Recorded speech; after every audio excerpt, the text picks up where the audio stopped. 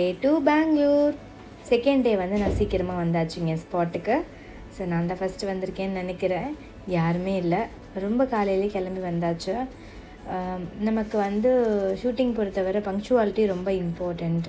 நம்மளுக்கு ஷார்ட் இருக்கோ இல்லையோ நம்ம அந்த டைமுக்கு வந்துடணும். அப்போ தான் நமக்கு வந்து நல்ல நேம் வரும். நம்ம கரெக்ட் டைமுக்கு வரல அப்படின்னா கண்டிப்பாக டிசப்பாயின்மெண்ட் இருக்கும். ஸோ டே ஸ்டார்டிங்லேயே டிசப்பாயின்மெண்ட் இருந்துச்சு அப்படின்னா கண்டிப்பாக அந்த டே ஃபுல்லாக நம்மளால் போக முடியாது. ஓகே, ஸோ இன்றைக்கி என்ன காஸ்ட்யூம், என்னெல்லாம் டைலாக்ஸ் இருக்குது அப்படின்னு சொல்லிட்டு பார்க்கலாமா?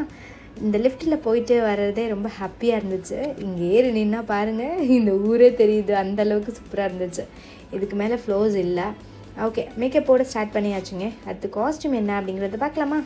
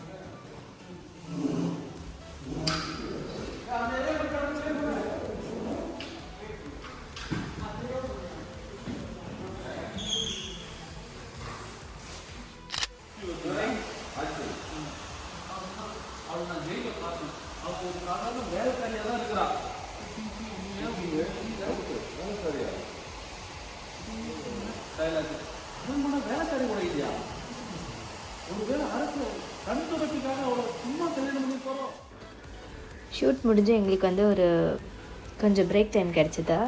அந்த டைமில் வந்து நாங்கள் ரீல்ஸ் எடுக்கலான்னு சொல்லிட்டு ப்ராக்டிஸ் பண்ணிகிட்ருக்கோம். ஸோ இப்போ வந்து பார்த்திங்கன்னா அம்மா வந்து எனக்கு கிளாசிக்கல் டான்ஸ் சொல்லி கொடுக்குறாங்க. கீர்த்தியும் மேமும் வந்து கிளாசிக்கல் டான்ஸர். ஆக்சுவலி எனக்கு டான்ஸ் தெரியாது, அதனால் வந்து நான் இப்போ லேர்னிங் ப்ராசஸில் இருக்கேன்.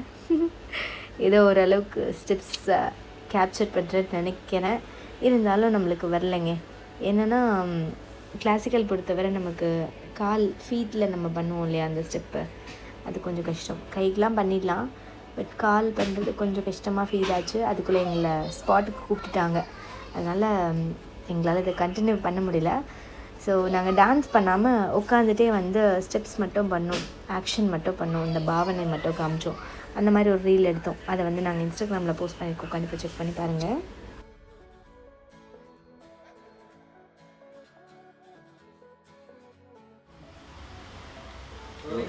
ஆக்ஷன். வாங்க பாத்தீங்க, ரெண்டு பேரும் உங்களை பத்தி பேசிட்டு இருக்கானுங்க, பேசுறானுங்க பாத்தீங்க. உங்க டைலாக் ராஜமாதா மன்னிச்சு விட்டுட்டாங்க. நான் சிறையில இருந்து விடுதலை வாங்கிட்டேன். எங்களை இந்த நிலைமைக்கு ஆளாகிட்டு எங்களை தெரிஞ்சிருக்கேன் நீ. இது எல்லாமே மணிமேகலையால தான். நாம கூட சண்டை போடுறத விட்டுட்டு அவளை எப்படி பழி வாங்கலாம்னு யோசிக்க. பழி வாங்கணுமா? அவ அரசியல் கல்யாணம் பண்ணிட்டு அவரை உண்மையா கல்யாணம் பண்ணியிருந்தா எதுக்காக அவளை அந்த உடையில இருக்கணும்? யோசிச்சுட்டு இருந்தாங்க. நீங்களே வசந்த கால விழா வருது இல்ல, பெரிய ஆளுங்கெல்லாம் அங்க வருவாங்க. இதுதான் நமக்கு சரியான வாய்ப்பு. உனக்கு ஒன்று தெரியுமா? கொள்ளதான் நான் இங்க வந்திருக்கேன். ராஜமாதா வர இது பாருங்க.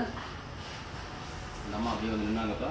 நின்னாங்க கேட்டாங்க, மணிமேகலை விழா ஏற்பாடு பண்ணாதான் எனக்கு ரொம்ப களைப்பா இருப்ப, இது நான் பரிசு தரேன் நாங்கள் மணிமேகலை அது என்னோட கடமை ராஜமாதா. சரி சரி. ராஜாராணி டீம் டுகெதராக ஃபைனலாக வந்து ஒரு ஃபோட்டோ ஷூட். ரொம்ப ஹாப்பியாக இருந்ததுங்க இந்த டீமோட ஒர்க் பண்ணுறதுக்கு. நிஜமாகவே ரொம்ப நல்லா டேக் கேர் பண்ணிக்கிட்டாங்க. சூப்பராக ஆர்கனைஸ் பண்ணியிருந்தாங்க. நல்லா இருந்துச்சு ஒர்க் பண்ணுறது. ஃப்ரெஷ்ஷாக நியூவாக அப்படிங்கிற ஒரு ஃபீலே இல்லாமல் எல்லாரோடையும் ரொம்ப ஜெல்லாகி ரொம்ப ஹாப்பியாக இருந்துச்சு இந்த டீமோட ஒர்க் பண்ணுறதுக்கு. அண்ட் என்ன சொல்கிறதுன்னு தெரியல. ஸோ ஃபஸ்ட்டு நான் லீடாக பண்ணுறேன் அண்ட் நல்லா இருந்துச்சு, ஹாப்பியாக இருந்தது, ரொம்ப பாசிட்டிவாக இருந்துச்சு இவங்களோட ஒர்க் பண்ணுறது. பார்க்கலாம், அடுத்தடுத்து நிறைய ப்ராஜெக்டில் கமிட் ஆவேன் அப்படின்னு நம்புகிறேன். ஸோ பார்க்கலாம். இந்த குக்குவோட அவுட்புட்டுக்காக தான் வெயிட் பண்ணிகிட்ருக்கேன். ஸோ சீக்கிரமாக அவுட்புட் வந்துடும். நீங்களும் பாருங்கள், சப்போர்ட் பண்ணுங்கள். அண்ட் எப்படி இருக்குதுன்னு சொல்லி கமெண்ட்டில் சொல்லுங்கள். அண்ட் நீங்கள் பார்த்த காஸ்டியூம்ஸ் எத்தனை அப்படின்னு சொல்லிட்டு இந்த வ்ளாகில் கமெண்ட்டில் மென்ஷன் பண்ணுங்கள். அண்ட் காஸ்டியூம்ஸ் எப்படி இருந்துச்சு அண்ட் என்னோடய ஆக்டிங் வைஸ் எப்படி இருந்துச்சு எல்லாமே வந்து நீங்கள் அவுட்புட்டில் பார்த்துட்டு அதில் சொல்லுங்கள். Okay, thank you so much. And இதே மாதிரி இன்னொரு இன்ட்ரெஸ்டிங் வ்ளாகில் உங்களை வந்து மீட் பண்ணுறேன். And miss by from Sharmi. Bye. And இங்கே மேல் லீட்ஸ் வந்து எனக்கு ஃப்ரெண்ட் ஆகிட்டாங்க. இவங்க எல்லாருமே வந்து கனடாவில் வந்து ஃபேமஸான ஒரு ஆக்ட்ரஸ். ஸோ இங்கே வந்து எனக்கு ரொம்ப க்ளோஸ் ஆகிட்டாங்க. ரொம்ப ஹாப்பியாக இருந்துச்சு அவங்களோட ஒர்க் பண்ணதில். இன்னையோட 3 days முடிஞ்சிருச்சுங்க. ஸோ பெங்களூர் விட்டு கிளம்புற நேரம் வந்தாச்சு. கிளம்பும் போது ப்ரொடியூசர் சார் அண்ட் டைரக்டர் சாருக்கு எல்லாருக்குமே வந்து தேங்க்ஸ் சொல்லிவிட்டு நான் கிளம்புறேன். எனக்கு வந்து கரெக்டாக 11 o'clock பஸ்ஸு. ஸோ நான் இப்போயே கிளம்புனா தான் கண்டிப்பாக நான் பஸ்ஸை பிடிக்க முடியும். இங்கேருந்து ட்ராவல் பண்ணி போகிறதுக்கு கிட்டத்தட்ட 1/2 hour கிட்ட ஆகும். அதனால் நான் போயிட்டு எல்லாத்தையும் பேக் பண்ணிவிட்டு இப்போ நான் பஸ்ஸுக்காக வெயிட் பண்ணிகிட்ருக்கேன். பஸ்ஸு வர வர எனக்கு வெயிட் பண்ணி விட்டுட்டு போக சொல்லி மேனேஜ்மெண்ட்டில் சொன்னதுனால ஐயோ இந்த குளிர் தாங்க முடியாமல் நான் உட்காந்துருக்கேன். பார்த்திங்கன்னா தெரியும். இப்போ நான் பாருங்களேன், டவல்லாம் போத்திட்டு உட்காந்துருப்பேன். அப்படி இருந்துமே என்னால் குளிர் தாங்கவே முடியல. ஏன்னா ஃபஸ்ட் டைம் நான் பெங்களூர் போகிறதுனால இந்த கிளைமேட் அந்த அளவுக்கு என்னால் பேர் பண்ணவே முடியல.